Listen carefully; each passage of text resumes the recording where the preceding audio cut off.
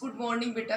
बेटा बीच में हमने दो वीडियो लेक्चर दो तीन दिए, बिल्कुल बेसिक टॉपिक्स के, significant figures, law of chemical combination, ठीक है, वो पढ़ लेना आप, है नोट भी कर लेना। अब वापस से कुछ बच्चे बहुत लेट आए हैं, वीडियो आप स्टार्टिंग की देखो, फिर भी मैंने एक टॉपिक ये ऐसे आपके लिए सेलेक्ट किया है जिसमें लगभग जो पीछे पढ़ा हो सारा रिवाइज होगा आपका। मीन्स इक्विवेलेंट मास कैसे निकालते हैं, एसिडिटी बेसिसिटी एन फैक्टर कैसे कैलकुलेट करते हैं, लॉ ऑफ इक्विवेलेंस कैसे अप्लाई करते हैं, ठीक है। तो आज के जो वीडियो लेक्चर्स है इनमें आप इस सारी चीज़ों के न्यूमेरिकल्स देखोगे, पढ़ना प्रैक्टिस करना, ठीक। सुनो, ये दे रखा है 0 पॉइंट, यहाँ स्टार्ट करूँ मैं, 0.24 gram of metal on burning with oxygen. अपना मेटल कितना बेटा, मैं लिख रहा हूँ मेटल कितना है 0.24 ग्राम, इतना मेटल है। On burning with oxygen it form 0.40 gram of metal oxide. जब ये मेटल ऑक्सीजन के साथ बर्न होता है तो इसका जो ऑक्साइड बना ना, जो क्या बना, मेटल ऑक्साइड, उस मेटल ऑक्साइड का मास कितना बेटा 0.40 ग्राम। अब जो पीछे से बच्चे पढ़ते आ रहे हैं वो उनका तो एक रिवीजन सा हो जाएगा न्यूमेरिकल से। ये कहता है कि इतना ग्राम मेटल है, बर्न होके ऑक्साइड इतना बना रहा है, what is the equivalent mass of metal. अब मेटल इक्विवेलेंट मास बताओ बेटा। जब भी अपने को कोई मेटल का ऑक्साइड, हाइड्राइड, क्लोराइड ये दे रखा हो और आपको इक्विवेलेंट मास निकालना हो तो उसके लिए फॉर्मूला क्या होता है, अब याद रखना। देखो याद रखना, इक्विवेलेंट मास बताओ, आप बताओ, मैं क्यों बताऊं, बताओ आप। इक्विवेलेंट मास ऑफ मेटल बताइए, शाबाश। क्या होता है फॉर्मूला बेटा, मास of metal present in the given compound, mass of metal upon mass of oxygen into equivalent mass of oxygen. और बेटा ऑक्सीजन का एटॉमिक मास है, ग्राम एटॉमिक मास है 16 और ऑक्सीजन है डाइवेलेंट, तो ऑक्सीजन का इक्विवेलेंट मास है 8, तो कितना हो जाएगा इनटू में 8। ये फॉर्मूला अप्लाई कर दीजिए, अपना न्यूमेरिकल हो जाएगा।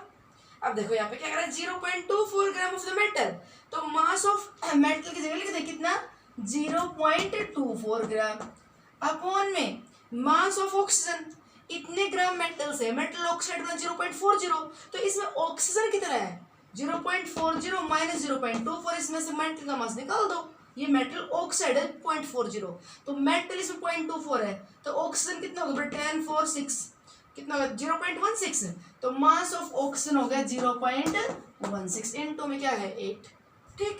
पॉइंट से पॉइंट हटाते हैं तो क्या आ गया 24/16 इंटू 8 और 8 2 और 2 और ये कितना आ गया 12 आ गया।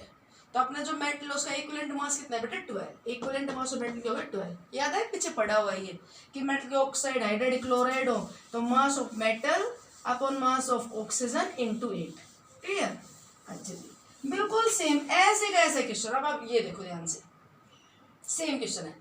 When 11.2 ग्राम, ठीक है आपको 11.2 ग्राम ऑफ आयरन, मैं यहाँ पे लिख रही हूँ आयरन का मास कितना है 11.2 ग्राम, 11.2 gram of iron combine with sulphur. अब ये ऑक्सीजन नहीं, किसके साथ कंबाइन हो रहा है, सल्फर के साथ। This iron combine with sulphur and give 17.6 gram of iron sulphide. बेटा सल्फर के साथ कंबाइन होकर जो कंपाउंड बना है ना वो कितना बनाया 17.6 ग्राम, ठीक है। तो आप ये बताओ कि आयरन 11.2 ग्राम और जो अपना सल्फर के साथ कंबाइन होने के बाद कंपाउंड बना हुआ 17.6 ग्राम, तो what is the mass of sulphur. यहाँ पे सल्फर का मास कितना है बताओ 17.6 माइनस 11.2, क्लियर। तो कितना हुआ 17.6 माइनस 11.2 और ये हो गया बेटा 6.4। तो अपने पास जो कंपाउंड बना आयरन सल्फाइड, इसमें सल्फर है 6.4 ग्राम। सुनिए 11.2 ग्राम iron combine with sulfur to give 17.6 gram of iron sulfide. So if iron sulfide is 17.6 gram and iron is 11.2, then sulfur is 6.4. Okay. अभी क्या कहता है, find the number of equivalents present in 11.2 gram iron. इस 11.2 ग्राम iron में कितना equivalent iron है, क्या पूछ रहे बेटा, इसका नंबर ऑफ इक्विवेलेंट, क्या पूछ रही है नंबर ऑफ इक्विवेलेंट। तो देखो जब कभी नंबर ऑफ मोल्स जो पीछे पड़ गया और number of moles, number of मोल बेटा निकालने हो तो given mass divide by the molar mass of that substance. जब भी ये सब्सटेंस के आपको नंबर ऑफ मोल्स निकालने हो तो क्या करते हैं given mass divide by molar मास। और बेटा जब भी किसी सब्सटेंस के आपको नंबर ऑफ इक्विवेलेंट निकालना हो, नंबर ऑफ इक्विवेलेंट, तो given mass divided by substance का इक्विवेलेंट मास। आई बात समझ में। नंबर ऑफ इक्विवेलेंट निकालने हो तो given mass by equivalent mass, number of moles निकालने हैं तो गिवन मास को मोलर मास से डिवाइड कर दो। मोलर मास में 1 मोल सब्सटेंस होता है, तो मोलर मास से डिवाइड कर दो तो नंबर ऑफ मोल आएंगे। इसमें 1 ग्राम इक्विवेलेंट सब्सटेंस होता है, तो गिवन मास को इक्विवेलेंट मास से डिवाइड करेंगे तो नंबर ऑफ इक्विवेलेंट आएंगे। तो ये क्या कहता है, दोबारा सुन लीजिए, ये कहता है कि आप बताओ कितने इक्विवेलेंट आयरन प्रेजेंट है 11.2 ग्राम आयरन में। तो अपना गिवन मास कितना बेटा, नंबर ऑफ इक्विवेलेंट निकालना है। गिवन मास कितना 11.2 ग्राम।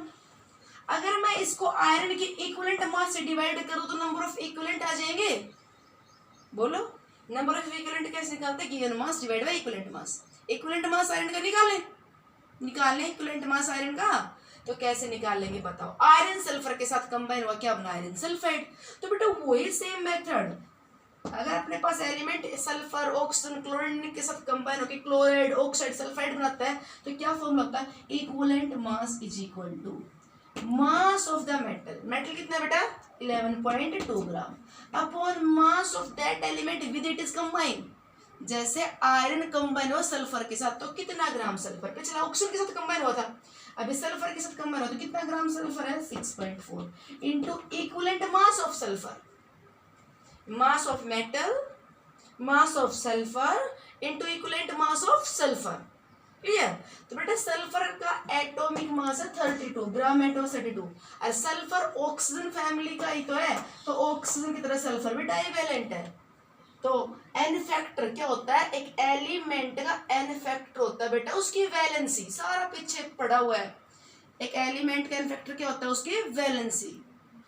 जो बच्चे बाद में आए प्लीज जो पिछले वीडियो देख लीजिए, उससे आपका काम होने लग जाएगा। ठीक है, वो सारा पीछे का रिवाइज करते हुए आज कुछ क्वेश्चंस डिस्कस कर रहे हैं हम। तो बताओ कि सल्फर का एटॉमिक मास 32 और एन फैक्टर 2, तो सल्फर का इक्विवेलेंट मास 16। अभी कोई फर्स्ट टाइम पढ़ रहा है तो उसको भी फॉर्मूला याद हो जाना चाहिए। Equivalent mass of a metal is equal to क्या होता है, mass of metal present in the compound upon mass of that element with it is combine. जैसे ऑक्सीजन के साथ कंबाइन हो तो मास ऑफ ऑक्सीजन, हाइड्रोजन के साथ कंबाइन हो तो मास ऑफ हाइड्रोजन, और बेटा सल्फर के साथ कंबाइन हो तो मास ऑफ सल्फर। और जिसके साथ कंबाइन हुआ है ना ये, उसी का इक्विवेलेंट मास। जैसे सल्फर के साथ कंबाइन हुआ तो सल्फर का इक्विवेलेंट मास। तो अपने पास ये क्या आ जाएगा, इक्विवेलेंट मास ऑफ मेटल। क्या सोल्व कितना आ गया, ये पॉइंट हटा दे यहाँ से, 11 कितना आ गया 112/4। ये आ गया बेटा मेटल का इक्विवेलेंट मास। ठीक है, कितना आ गया 112/4। ओके 112/4 आ गया। ये कुछ गलत तो नहीं कर दिया है। 11.4 11 पॉइंट कितना था 2 11.2 और अपॉन में कितना था 6.4। ये गलत होगा नहीं तो यार 4 से डिवाइड कर दिया, गलत कर दिया मैंने, पॉइंट से पॉइंट हटाया। ठीक 16, हाँ ठीक है, कितना का 112/4 आगे बेटा इक्विवेलेंट मास। ठीक है, अब आपसे क्या पूछना चाहता है, number of equivalent present in this compound. तो बेटा कितना equivalent present in this compound, बोलो कैसे निकालते हैं number of equivalent. Number of equivalent is given mass और divide by equivalent mass. Equivalent mass कितना है 112 और बाई 4, तो इंटू में 4 हो जाएगा। तो कितना इक्विवेलेंट आ गया बेटा, नंबर ऑफ इक्विवेलेंट कितने आ गए इसमें 0.4 इक्विवेलेंट। समझे। नंबर ऑफ मोल निकालने होते हैं तो given mass by molar mass, number of equivalent निकाल लेते तो given mass by equivalent mass. Equivalent मास कैसे निकाला, मास of metal upon mass of sulphur into equivalent mass of sulphur. Okay चलो, ये एक जैसे दो न्यूमेरिकल करवाए कि अगर आपको सल्फाइड ऑक्साइड दे रखा हो तो इक्विवेलेंट मास कैसे निकाला जाता है। अब आ जाओ यहाँ पे 6.0 gram of A monobasic acid. बेटा एसिड की बेसिसिटी दे दी 1, एसिड की बेसिसिटी 1। एसिड का एन फैक्टर होता है उसकी बेसिसिटी, एसिड का एन फैक्टर क्या होता है उसकी बेसिसिटी। तो मोनोबेसिक है जैसे HCl मोनोबेसिक है। ठीक है, जैसे एलिमेंट का एन फैक्टर होता है उसकी वैलेंसी, सल्फर की वैलेंसी 2, ऑक्सीजन की वैलेंसी 2, क्लोरीन की वैलेंसी 1, हाइड्रोजन की वैलेंसी 1, तो इनका एन फैक्टर 1 1, इनका एन फैक्टर 2 2। एलिमेंट का तो एन फैक्टर होता है उसकी वैलेंसी और एसिड का एन फैक्टर होता है उसकी बेसिसिटी। तो कहता है मोनोबेसिक एसिड है, कितनी ग्राम है बेटा 6 ग्राम, 6 ग्राम है। ठीक है, डिसॉल्व्ड इन 100 ml सॉल्यूशन, इसको डिसॉल्व कर दे कितने ml सॉल्यूशन में 100 ml में। ठीक है, और टू गिव 1 नॉर्मल सॉल्यूशन, और जब इसको डिसॉल्व करके सॉल्यूशन बनाया ना उसकी नॉर्मलिटी क्या है 1। ठीक है जी, 1 नॉर्मल आया। क्लियर। ये कहता है मोलर मास निकालो एसिड का और इक्विवेलेंट मास निकालो। क्या कहता है, क्या निकालो आप एसिड का, इक्विवेलेंट मास और मोलर मास। क्या दिया है, 6 ग्राम एसिड डिसॉल्व इतना ml सॉल्यूशन, और क्या पूछ रही है आपसे, नॉर्मलिटी अगर 1 है तो आप इस एसिड का इक्विवेलेंट मास और इस एसिड का क्या बताइए, मोलर मास। क्लियर। बेटा ये क्वेश्चन मैंने लिया आपके ये चीज रिवाइज करवाने के लिए कि नॉर्मलिटी और मोलरिटी क्या होते हैं, उनमें क्या रिलेशन होता है, इसलिए इस क्वेश्चन रख के पीछे का सारा रिवीजन हो जाएगा। बताओ क्या होती है नॉर्मलिटी, जो पहली बार सुन रहे हो वो भी सुन लो बेटा। नॉर्मलिटी होती है नंबर ऑफ ग्राम इक्विवेलेंट, दिख रही है चीज, number of gram equivalent of solute dissolved per litre of solution. बताओ मेरे साथ बोलो क्या होती है normality, number of gram equivalent of solute dissolved per litre of solution. जैसे number of moles of solute dissolved per litre, ये होती है molarity. Number of moles of solute present पर लीटर ऑफ सॉल्यूशन, मोलरिटी। और number of gram equivalent dissolve पर litre क्या होती है बेटा, नॉर्मलिटी। तो number of gram equivalent NEQ क्या होती है, नंबर ऑफ इक्विवेलेंट बोल दो, नंबर ऑफ ग्राम इक्विवेलेंट, ये बात है। तो number of equivalent dissolved per litre. Okay, number of equivalent कैसे निकालते हैं बेटा, given mass of the substance, ये mass of substance given mass divide by substance का इक्विवेलेंट मास। आप सब्सटेंस के मास को उसके इक्विवेलेंट मास से डिवाइड करो तो आपके पास इक्विवेलेंट आ जाएंगे। और अगर सब्सटेंस के मास को मोलर मास से डिवाइड करते हैं बेटा आपके पास नंबर ऑफ मोल आते हैं। क्लियर। तो बताओ नॉर्मलिटी कितनी दी इसने एसिड की, बताइए बेटा 1 नॉर्मलिटी दी है उसने, 1 नॉर्मल एसिड है। ठीक है, मास कितना दिया एसिड का 6, नॉर्मलिटी 1 दे रखी, मैंने 1 लिख दी। मास कितना देर का 6 ग्राम लिख दिया। वॉल्यूम ऑफ सॉल्यूशन कितना बेटा 100 ml, 100 ml को लीटर में चेंज कर दे, 100 × 10⁻³ बोलो अपने पास इक्विवेलेंट मास आ गया एसिड का। क्लियर। तो इक्विवेलेंट मास कितना आ गया बेटा एसिड का, बताओ इक्विवेलेंट मास ऑफ एसिड कितना आ गया, E कितना आ गया रे 10⁻³ 100 कितना आ गया 60। इक्विवेलेंट मास कितना आ गया बेटा एसिड का 60 ग्राम, राइट। नॉर्मलिटी की डेफिनेशन अप्लाई करते हैं, normality is the number of gram equivalent dissolved per litre. Number of gram equivalent given mass by equivalent mass, given mass दिया था इक्विवेलेंट मास आ गया। ओके, उसने मोलर मास से पूछा है, उसने क्या पूछा आपसे, मोलर मास में। और बेटा एक सब्सटेंस के मोलर मास में और इक्विवेलेंट मास में क्या रिलेशन होता है, बताओ। एक सब्सटेंस के मोलर मास में और इक्विवेलेंट मास में क्या रिलेशन होता है, molar mass of a substance और इक्विवेलेंट मास ऑफ सब्सटेंस में क्या रिलेशन होता है। अगर हमें सब्सटेंस का इक्विवेलेंट मास निकालना हो तो उसके मोलर मास को n फैक्टर से डिवाइड करते हैं, मोलर मास को n फैक्टर से डिवाइड करते हैं, इक्विवेलेंट मास आता है। इक्विवेलेंट मास दे रखा है कितना 60। मोनोबेसिक एसिड n फैक्टर क्या है 1, तो मोलर मास भी 60 आ गया एसिड का, क्योंकि एसिड की बेसिटी 1 है, एसिड का n फैक्टर 1 है। ठीक है बेटा, तो इसलिए इक्विवेलेंट मास और मोलर मास 60-60। ओके, आई कुछ बात हमने इस न्यूमेरिकल में रिवाइज करवाया नॉर्मलिटी और मोलरिटी की डेफिनेशन। आगे आ जाओ, नेक्स्ट सुनो। 2.4 मिलीग्राम, मिलीग्राम नहीं सॉरी बेटा मैग्नीशियम है, मैग्नीशियम है, मेरे से मैग्नीशियम है। 2.4 मिलीग्राम मैग्नीशियम, मैग्नीशियम एलिमेंट है, कितना है 2.4 मिलीग्राम। ठीक है जी, मिलीग्राम नहीं सॉरी 2.4 ग्राम है, 2.4 ग्राम मैग्नीशियम, 2.4 ग्राम मैग्नीशियम है। Treated with 200 ml 1 molar of H2SO4। इसमें क्या डाल दिया बेटा, सल्फ्यूरिक एसिड, मैग्नीशियम में सल्फ्यूरिक एसिड डाल दिया। कितना डाला वो भी सुन लीजिए, 200 ml और कितना मोलर डाला बेटा 1 मोलर, कितना मोलर डाला। ओके, मैग्नीशियम में क्या डाल दिया, सल्फ्यूरिक एसिड। कितना मैग्नीशियम लिया 2.4 ग्राम, कितना H2SO4 लिया 200 ml 1 मोलर। ओके, ये कहता है कि नाउ द सॉल्यूशन, ये रिएक्ट कर गया आपस में, और now the solution is diluted up to 1 litre. हमने फिर इस सॉल्यूशन को डाइल्यूट कर दिया 1 लीटर तक। देखो सुनो, इतना ml 1 मोलर, ये 200 ml 1 मोलर H2SO4 लिया, उसमें मैग्नीशियम डाल दिया, कितना 0.24 ग्राम, रिएक्ट कर गए। और बचा हुआ जो एसिड, अब कुछ रिएक्ट करके कुछ बच गया होगा, जो बचा उसको हमने क्या कर दिया, फिर डाइल्यूट कर दिया, रिएक्ट करके मैग्नीशियम सल्फेट बन लिया होगा, और फिर हमने इसको डाइल्यूट कर दिया अप टू 1 लीटर, 1 लीटर तक डाइल्यूट कर दिया। और कहता है जब ये 1 लीटर तक डाइल्यूट हो गया ना, उसके बाद आप क्या बताओ मोलर कंसंट्रेशन ऑफ H2SO4, कि इसमें H2SO4 की कंसंट्रेशन क्या है। दोबारा सुन लीजिए, पहले रिएक्शन लिख दें। जब H2SO4 मैग्नीशियम में डाल दो, रिएक्ट तो करेंगे ना, रिएक्शन लिख दें।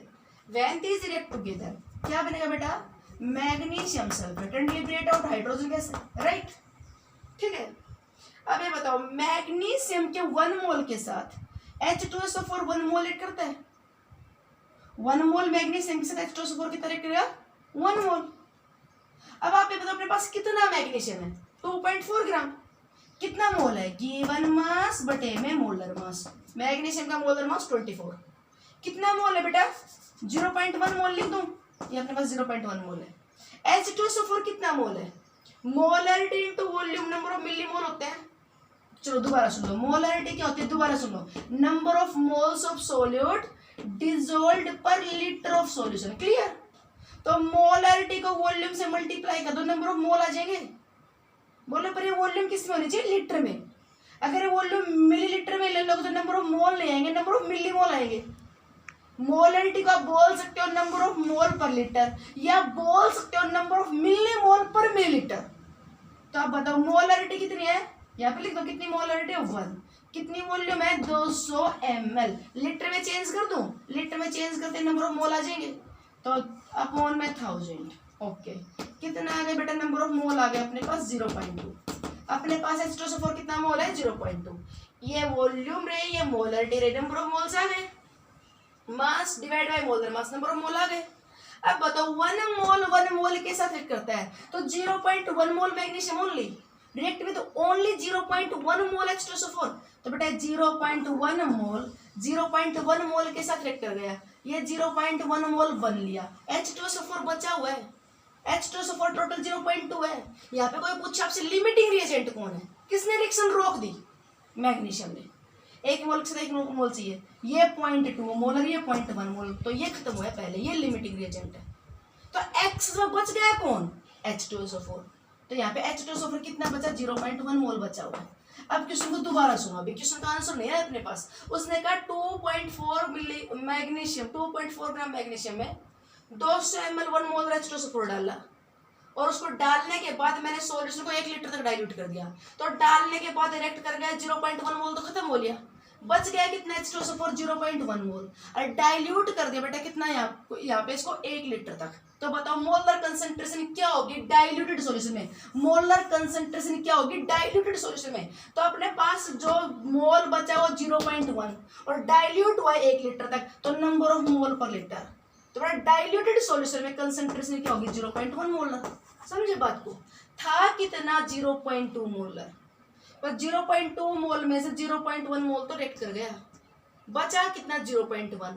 कितनी वॉल्यूम है, 1 लीटर में, तो 0.1 मोल पर लीटर। तो मोलरिटी क्या होगी बेटा, 0.1। फिर बताऊं, मैग्नीशियम 2.4 ग्राम था, इतने H2SO4 से रिएक्ट कर गया, बचे हुए को 1 लीटर तक डाइल्यूट कर दिया, बचे हुए सॉल्यूशन में मोलरिटी बताओ। तो कितना था 0.1 मोल, ये कितना था 0.2 मोल, रिएक्ट करके 0.1 बच गया कितना 0.1, कितना तक डाइल्यूट किया 1 लीटर तक, इसलिए बचे हुए मोलरिटी के आगे बेटा अपने 0.1 मोल पर लीटर। क्लियर, ये कुछ बात समझ में। यहाँ पे आपसे लिमिटिंग रिएजेंट पूछता, तो इस गिवन क्वेश्चन में मैग्नीशियम लिमिटिंग रिएजेंट था। चलो अब ये क्वेश्चन थोड़ा सा बड़ा स्टेटमेंट, आप ये ऊपर वाला देखो, पहले ऊपर वाला देखो।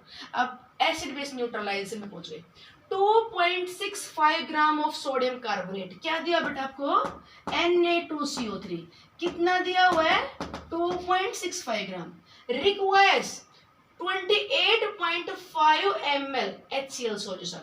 ये कहता है इस कार्बोनेट को पूरी तरह से न्यूट्रलाइज होने के लिए HCl कितना चाहिए, 28.5 ml। ओके, कहता है आप ना क्या बताइए molarity of this given HCl। ये क्या है बेटा, बेस। ओके, ये क्या है, एसिड। और आप याद करो लास्ट में अपना सबसे मेन टॉपिक यही चल रहा था कि चाहे एसिड बेस रिएक्शन हो चाहे रिडॉक्स रिएक्शन हो, हमेशा वन इक्विवेलेंट सब्सटेंस दूसरे के वन इक्विवेलेंट के साथ ही रिएक्ट करता है।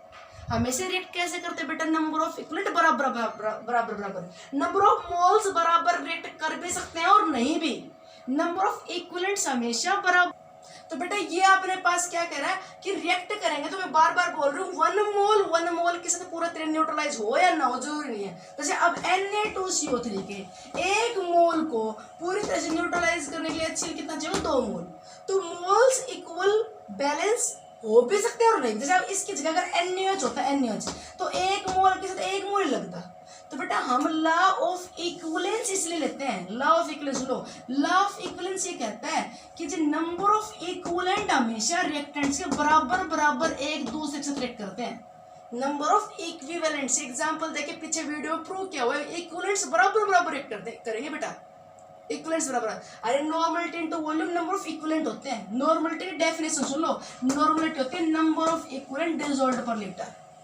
बस आप ये लॉ ऑफ इक्विवेलेंस याद रखना, ये आपको बहुत हेल्प करेगा न्यूमेरिकल्स करने में। लॉ ऑफ इक्विवेलेंस क्या कहता है, तो नॉर्मलिटी है number of equivalent dissolved per litre. तो नॉर्मलिटी इनटू वॉल्यूम क्या होते हैं, नॉर्मलिटी इनटू वॉल्यूम क्या होता है, नंबर ऑफ इक्विवेलेंट। ये नंबर ऑफ इक्विवेलेंट है।